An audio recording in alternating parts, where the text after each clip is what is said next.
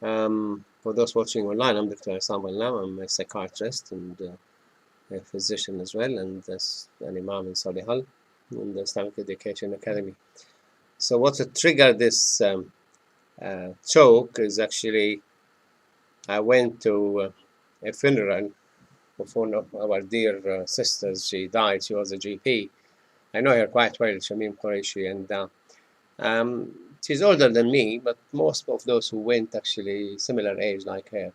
And I've spoken to quite a few who complained about their memory. They started losing their memory. So I thought, probably that could be a good subject to talk about. A lot of us, all of us, nearly come across a time when they can't find the keys or forget the name of that person they are going to meet, and they forgot the grocery shop list and where is it, and there always arguments in the house. I put it here, you moved it, no, I didn't move it, and you're forgetting, and I'm not forgetting. There's a lot of problems actually in older age. I find that it's, so everyone forgets things occasionally, but still memory loss is nothing to take lightly. You really need to tackle it, because if you don't do anything, there's something called age-related memory impairment. You don't have to have Alzheimer or vascular disease or Jacob-Foster disease or dementia because of Parkinson. There's a lot of reasons for dementia, a lot of causes. The most common one is Alzheimer. But a lot of people actually have memory-related impairment, age-related. The older you are, the more you lose of your memory. Usually the memory, you get information through your senses, and that's split seconds, not actually take long, and most of it forgotten. If I ask you, was the light downstairs on or off? If it's not your, if you didn't switch it on yourself, you don't know. When our kids, youngsters, come here and they bring their water bottles and bags, and they go out for it, forget it. So somebody generous, nice, they put it on the shelf. And then last I noticed that more bottles on the shelf. Then they put it inside the mosque, and there's more bottles. So I start putting it on the radiator. So when they come out, they see it, because they don't go and search for it to see it. So even children, forget. And you need really to pay attention to the short-term memory and repeat it again and again and again until it become really deep stored inside the long-term memory. Otherwise, it will be forgotten. How it's consolidated also, there's a lot of research on that, which is don't have the time to go through it, and it's very technical. The important point I want you all really to be aware of it, that registration is important to keep the memory. If you have poor registration, you have poor memory, because you didn't register. And people, if you don't register, we're going to remember. I haven't even registered it to remember. So what could impair the registration, and that will help you a lot? Lack or loss of concentration. He's drifted far away with the fairies. And we have a lot like this in the classrooms, teenagers or small children, but they drift away. Attention span is very short, usually, You'll be lucky if you get 10 minutes out of the class. I give the lesson, and then the next week I will make exam on the lesson the week before. So I'm trying now to do the exam the next day. So not all of them doing it. I have some students who will straight away go and do it, because I'm sending them the exam online, and they just say yes, no, no, yes, and what about yes, and what about no, and they answer, because by the next week they will forget the information. So if they pick it up in the class, they might forget it next day. By next week, all gone. What make you also not register? You become easily distracted. So the teacher is talking here, and he's again with the fairy. You drifted away or distracted by something outside the window. I want to keep the curtain open, but the sun come and shine. And if I keep them open, anything goes outside will be like half the class looking. They're very distracted, and that will impair the memory, will not register. And some people will not be distracted, even if you have a megaphone. Also, you need strong senses. sensory deprivation is known to reduce your ability to register. So you need really to get your hearing sorted, your eyesight sorted, your senses sorted, so you can keep the attention. If you keep the attention, you register. If you register, you're likely to store long-term memory. You're likely to recall. If you don't register, forget it. It's not registered, so we're going to recall.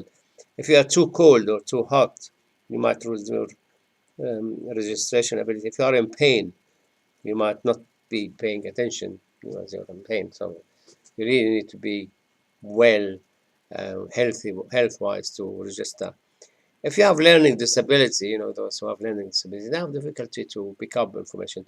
And some families, they still bring us their children with learning disability, but they won't pick much because otherwise either the teacher will be wasting time with him and the rest will lose, or will concentrate on those who can't pick up the information and he will lose. So, and is he able to benefit from the social setting or not? I mean, have you studied that? Yeah, there is, in schools, they have more resources. They can devote, assistant to take care of the person with learning disability, but there's schools for them, special schools. Drug and alcohol cause problem with attention and concentration, and this is why there's a lot of traffic accidents and a lot of problems when people are drunk or drugged. And obviously, anxiety, depression, psychotic illness, personality disorder could cause impairment of attention, and they don't register and they can't recall. So if you are anxious, you're not going to remember. You're depressed. Drift away. The breast will be, like vague. You just need to bring him back, bring the attention back. If you're hungry, if you're angry, again. There are 8 tips which I looked into a lot of research, and I picked these 8 tips because all of them, some mention 3 or 4, and some mention 7. But these are practical ones. Include daily physical activities in your program. Stay mentally active. Socialize regularly. Get organized. Socialize regularly. SubhanAllah, the hadith. المسلم الذي يخالط الناس ويصبر على أذاهم خير من المسلم الذي لا يخالط الناس ولا يصبر على أذاهم. The Muslim who mixes with people and tolerates their harm is better than the Muslim who doesn't mix with people and does not tolerate the harm. And a lot of people avoid, like the mosque, avoid the community, avoid the association because, somebody said something in the past and I think I'm not going to go there anymore. So I was talking to my children about when you go out to Elderbrook School, there's a guy who was living opposite one of the houses there. He used to come and pray with us here, didn't like us. Then he went to the hub to pray there. He said, I need to support them because there is new there. And then he went to Green Lane, as far as there, because he couldn't find people who he likes. I don't like this, I don't like this. So he lost. He's wasting an hour going, an hour coming back. Obviously, he's not going to pray 5 times a day. If he'll pray twice or 3 times a week, would be, to go to Green Lane and come back. And I don't know where he's living now, but I think he's probably still here. I went to his house, just crossed the road, few steps, and there's. So get organized, another one. Sleep well, eat healthy diet, manage chronic conditions, chronic illnesses, and practice mindfulness.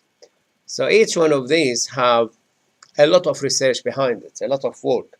And I picked some from reputative, high respected institutions. Like this in Harvard University in America, this study was done. Include physical daily activity. So increase the blood flow. It's usually 20% of your blood goes to the brain. So if you run and do some physical, you get more than 20%, you get 30% probably, because there's more blood going to the brain. So 150 minutes a week of moderate aerobic activity. I suggested you come 5 times a day to the mosque, 7 days a week. You get it done.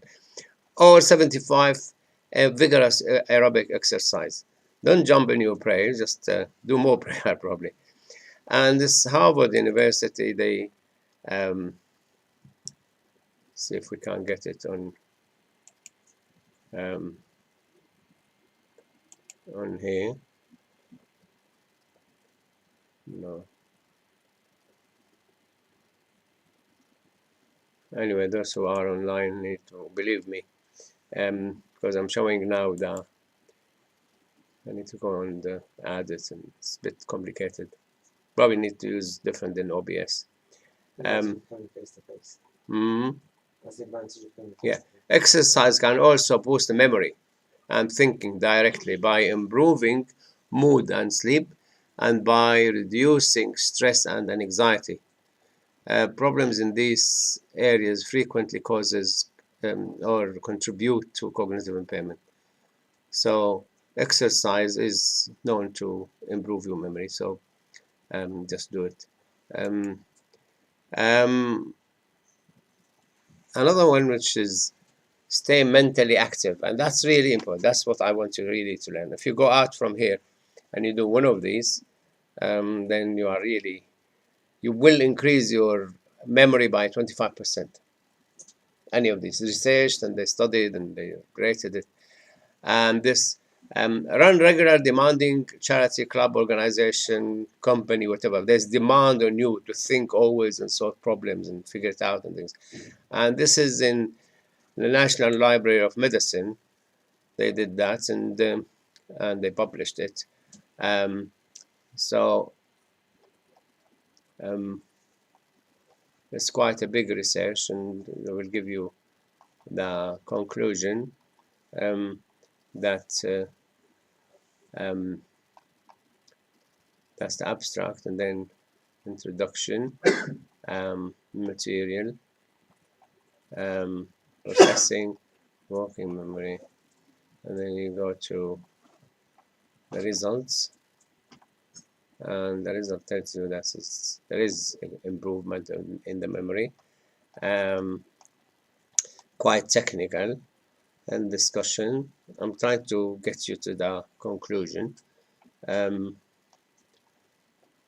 Yeah, we investigated whether busyness was beneficial or detrimental to cognitions in adults aged 50 to 89. So I'm including, I'm above 50. Importantly, we recommend that the busier people tend to have better cognition, especially episodic memory. Although correlated to nature, these results are in line with an engagement framework, and they have implication for the usefulness of engagement. So the whole research showed that the busier you are, the better your memory. That's for sure. Like learn a new language. Yeah, learning Arabic, that's good. They learn Arabic, the benefit, they will get 25% more memory. And that's done in the British Academy. And that's also, I made that already at home, but the memory went dead. I need to change the memory. So the cognition benefits of learning language in 2 minutes. It's going to be difficult to learn a whole language in 2 minutes, I think. Yeah. So they did the research, and they found that actually the learning language, they did it on BBC as well. They actually went, and it took them months, because somebody went and they learned how to drive, new skills. One went and learned French, and one went and learned something and did something else, exercises, bigger exercise. They did the research, and they came back and they reported on the telly, and that's a research done. But it is known, and there's a lot of research came out on learning a new language, improve your. Obviously, you don't have much time here. Now, follow educational course. If you follow a certain course, you register with the course. Continuing education. So continuing education, what happens to your brain when you learn a new skill? And this lady in BBC, they sent her to learn driving. She never drove, an elderly lady. And that's caused that's what happened. Your brain will get more connections and more active neurons. So you have, like the cell neuron could have 180,000 connections. But how many are you using at any specific time? When you are using more of your brain cells, and you find that you generate new connections, so you become more connected, the brain with itself, and you're likely to store more memory and recall the memory. So you will be spot on in things. Now to get somebody, I actually went and did macroeconomic course and did all online philosophy course, the usul al-fiqh course, usul al-hadith course, and I did revise my neurology. I attended the course as well. It's mostly crash course and courses from the universities. I did the course on philosophy with Harvard University, all of it on YouTube and online.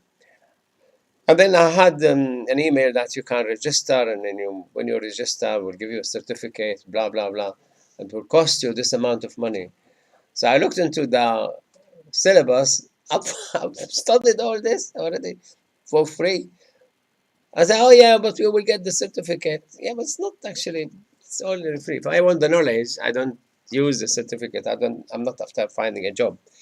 So learning new skills will definitely generate more neurons, and you definitely will protect your memory or you improve it. But they actually prove that you improve it. You get more neurons generated, and like all the skill. You go and do exercises and develop big muscles and develop big ability. You go and play chess, you become more expert in spotting things and everything. You just increase your brain power, and you become more able, more skilled. Learn new skills, and that's course or skills. You could, that's in radio in America, National Radio. Learn new skills is best to keep your memory sharp. So probably you could learn how to, become an electrician, or how to repair radios, how to repair mobile phones or something. But they also did the research and trying to get you to they don't always have the conclusion, but this is they diverted us to the research done. So the brain training is big business with computerized brain games, and touted as a way to help prevent memory loss. So I don't go and play games, just generate games or something. So learning new skills like driving also, and Harvard did similar work on learning new skills. And back to school learning and new skills can slow cognitive aging. So there is a lot of people. I mean, there's one who passes GCSE or A level is aged 80, 88 something. One of my teacher's student, I didn't know actually. I know him. He's very active. He was very active in the mosque. Sheikh Ramadan, probably you heard of him, Marwan. Sheikh Ramadan, Ramadan Deeb, he passed PhD age 88. Now he's 108. He's still teaching in the mosque. He's still, I mean, I listen to him. He's on site. It comes on their Facebook site in Abu Nur. So going back to school, and they showed them, they did the work on it, and they found they took 17 adults older than 35, and they went through courses, and they proved that protect yourself from by learning new skills. Now, a few research an important mass needed topic, because you need to have a lot of connection with people and asking and searching and finding out.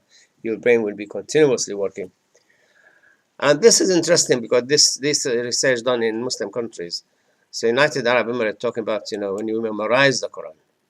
If you memorize the Quran, you get the Quran memorization helps you to train the brain. And they went through it, and even if a child memorizes anything or work their brain,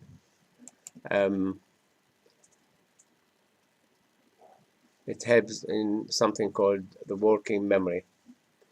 And they speak in detail and short-term and long-term and working memory and long-term memory. This was done in Saudi Arabia, published in the National Library of Medicine in America. And they took people aged 55 plus in Buraidah and Al-Qasim. They are nearer to Riyadh, Buraidah and Qasim.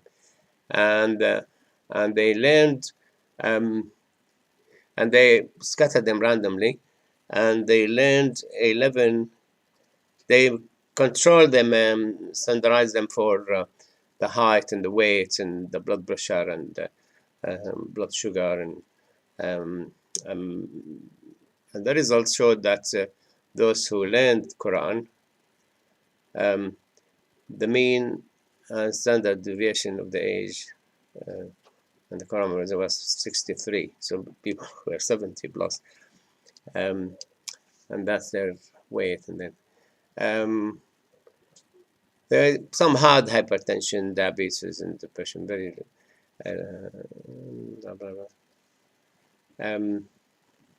so the conclusion was there was a strong linear association between Quran memorization and hypertension, diabetes, and depression, indicating that those who had memorized longer portion of the Quran were less likely to have one of these chronic diseases. A future study should explore the potential health benefits of the Quran memorization and the underlying mechanism. What destroys your memory is actually when you have hypertension, destroy the brain, destroy a lot of cells in the brain. When you have diabetes, also destroy the brain. And when you have depression also, you're not using your brain cells. So if you're memorizing the Quran, seem to be reducing the effect on the brain, even if you have the diabetes or if you have or if they have the hypertension or the depression, you get out of your depression. Reading the Quran only in this study showed that it doesn't work. I read the Quran, it doesn't help, because they brought people who was reading the Quran, and they found no correlation between reading the Quran and the cognitive improvement. Where is that? Yeah, the conclusion, there were no correlation between the frequency and duration of reading the Quran with cognitive functions in the elderly. So you need to memorize. Reading is not going to work for you. But this research was really good, and they used MRI scan, and that's done in Malaysia. And they said there is association between the scripture memorization and brain atrophy using magnetic resonance imaging. So they found that those who were memorizing the Quran, they have more intact cells and more probably neuron generations, and so it's quite a good study. You could read it and read the results and the conclusion. Trying to find the conclusion. It's the discussion and then conclusion.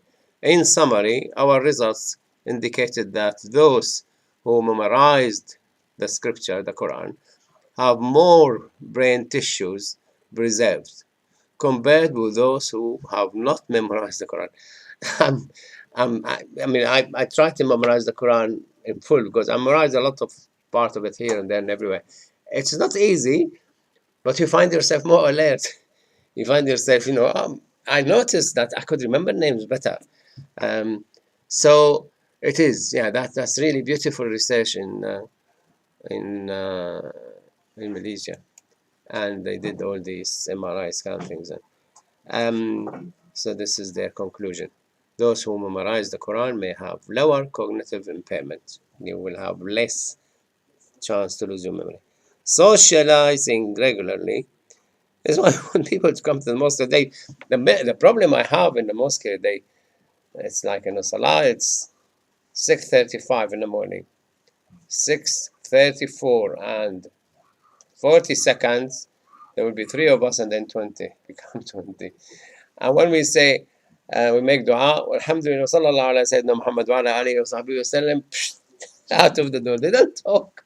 They don't talk to each other. And please come back. So I'm always the last one to lock the mosque, not because I'm the caretaker, but everybody gone. Fajr, yes, never going back to work or whatever. But Aisha the same.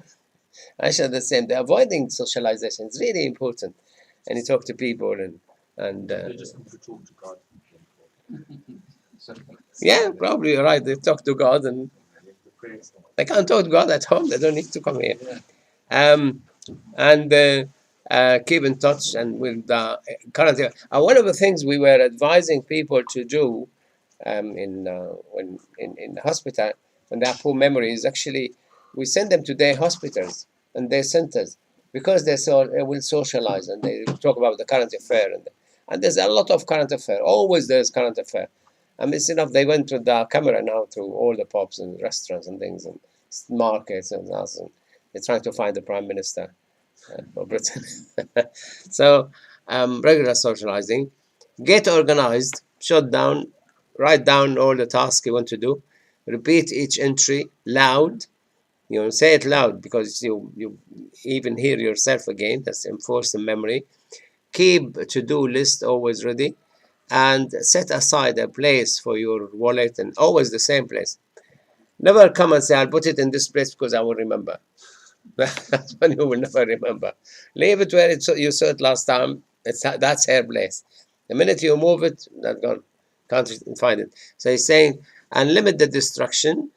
And if you focus on the information that you're trying to retain, you are more likely to recall. You're trying to remember this. Connect what you are trying to retain to a favorite concept. Sleep well. I don't think they discussed it. They need to go. I'm sure the more people discussed it because what we do when I went to Syria and Jordan to do post-traumatic stress disorder treatment, I used something called EDMR, rapid eye movement, desensitization and reorganization, MDR, eye movement. So what we do, we let them, we use all their senses, occupy the senses with looking right and left and things, and they have vibrators in their hands, and their earphone there giving them sounds, irrelevant sounds, and there's a thing moving on the screen, there's sound in the ear, vibration on the hands, and we say to them, try to remember this horrible experience you have. So when they try to remember the horrible experience, we occupied all the senses, they classify it in the brain while awake and take 50 minutes and they're cured. So what the brain seems to do, the brain, when you go to sleep, you get a lot of information during the day. Most of it irrelevant. Most of it is, don't need it. It will go, brush out of your brain. Some nasty experience, your brain will classify it and put it in the long-term memory. And you know about it, that's it. I know about it, Don't remind me, sort of. So, so when you have massive problems, then your brain is not going to be able to classify the information. So you need to sleep long enough to classify the information, push it to the back, long-term memory, cope with it. So this is how it works. You need enough sleep so the brain will work its way around the information, store it in the long-term memory, forget about it, and start fresh the next day. People who don't sleep long enough become unable to concentrate. They start becoming angry. They hallucinate. They lose their temper and things. Eat a healthy diet, vegetables and things, and then you get it's your job. A lot of nutrition advising, a lot of things. But stay away from drink and drug as well because they destroy your brain cells and you go to prison or hellfire or both. So manage chronic conditions because they could destroy your memory, like hypertension, diabetes, high cholesterol, obesity, visual or hearing loss. Because if you don't see things, I saw quite a few really quite successful adverts on Specsavers. This guy with his wife, they have the sandwich. They went to the park and they started unpacking their sandwich, eating, and they found themselves on the roller coaster. Yeah. And they should have gone to Specsavers. They didn't know it was. They thought it was a seat Yeah, that's funny. in the park, and quite a few like this. They just really, quite good in spotting it. But you need really to get these chronic illnesses, especially these who hit the brain, like diabetes and the blood pressure and um, depression kills the cells in the brain. You need really to treat your depression. Go back to the last week lecture. Um, Practice mindfulness, focus on your present situation, maintain awareness of your surrounding and feeling, and lower risk of age-related cognitive decline, and meditate. We say do dhikrullah. You just sit and contemplate, and you will be able to. And subhanallah, Allah Azza wa Jal said, "Wasta'inu bis-sabri was-salah, wa innaha lakabiratun illa al-fasiqin." And Prophet Muhammad إذا حزبه أمر قام إلى الصلاة. When there is a really difficult things, he goes to Salah, and he remember you're stuck with something and you have no answer, problem solving. You go to the Salah, oh, I'll do it. And subhanAllah, I think myself, it is a reward from Allah for going to pray. Allah will reward you, remember, will reward you, you find an answer to things. And do it with real devotion with Allah, real khushu', real humbleness with Allah. Some scholar might say, oh, the shaitan try to come and make you remember because he wants you to distract you from Allah. Could be, but I personally take the ayah, استعينوا بالصبر والصلاة, Allah will help you remember. And the Prophet ﷺ إذا حزبه أمر قام إلى الصلاة. Let's stop, have a break, and go pray, and they will find that problem solved. They come back, problem, oh, why don't we do this and this, and problem solved. And so these are the 8. Train your brain, write it down, do one thing on a time, stay still, concentrate on the present, say it loud, create memory carrots. If I do this with this, if I do it, I will come back and have this, So you will remember to do it because there's a reward at home, or I will allow myself to go to McDonald's. Don't go to McDonald's, it's junk meat. What's memory carrot? This is what I'm saying. Allow yourself to reward yourself. If I remember to do this in the market and buy this in the market, I will come and have a cake in the house. Oh, carrot as in incentive. Yeah, carrot, incentive. And chunk it into smaller bites and use shortening and puzzles. You remember from the puzzle? Oh, yeah, remember that. So I know from Sesame Street. Anybody watched Sesame Street? Am I the only young one? So I said to him, why there's a string here? He said, to remember this string. Why there's a string here? To remember this string. So he put string on everything. And then last string, to remember to buy milk. So I put to remind himself. Food and herbs measures. Chocolate, dark chocolate. There's research about it. I mean, each one of them have a research. I'm going to skip some of these. Your brain chocolate. It does actually help also with reducing the cholesterol, reducing the triglyceride and things. So if you go to ginger also, there's research on ginger that it will improve your memory. 11 proven. So one of them may improve your brain functions and protect against Alzheimer. If you go water, I said water, that's in the University of East London.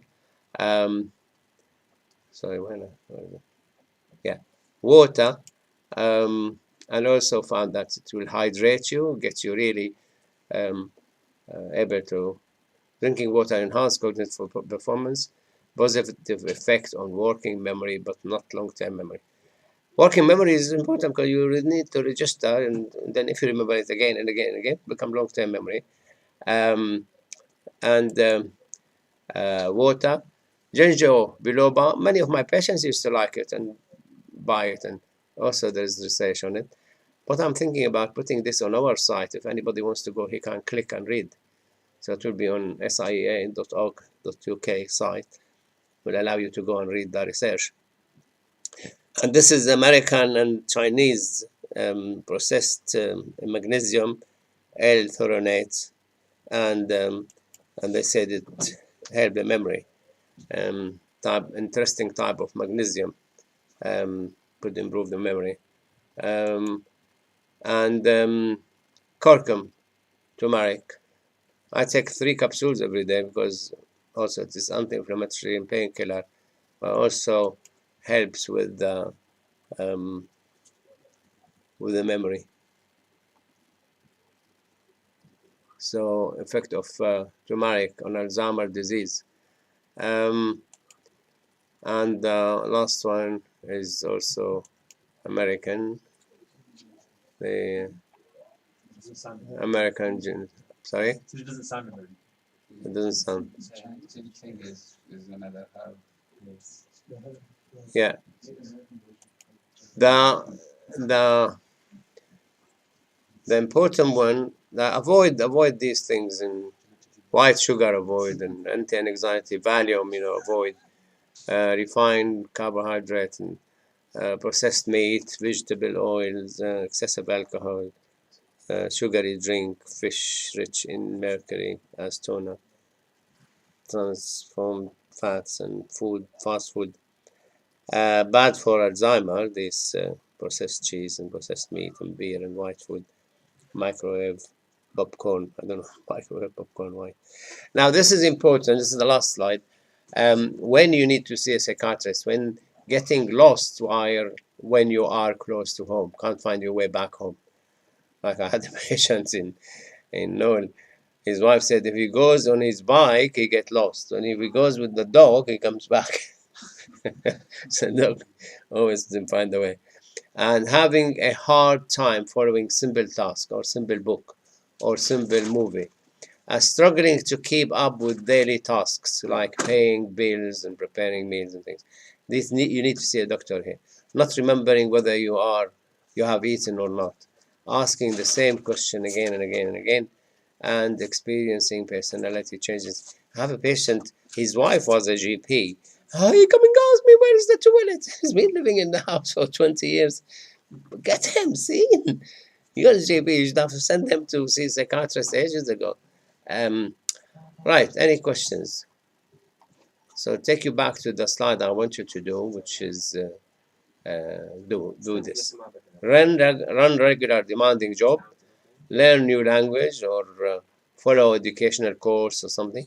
Learn new skills. That's really serious. That's get you 25% more memory, no matter what age you are and what you do. And we all need to remember names of people and places and to go here and there, and or learn new skills.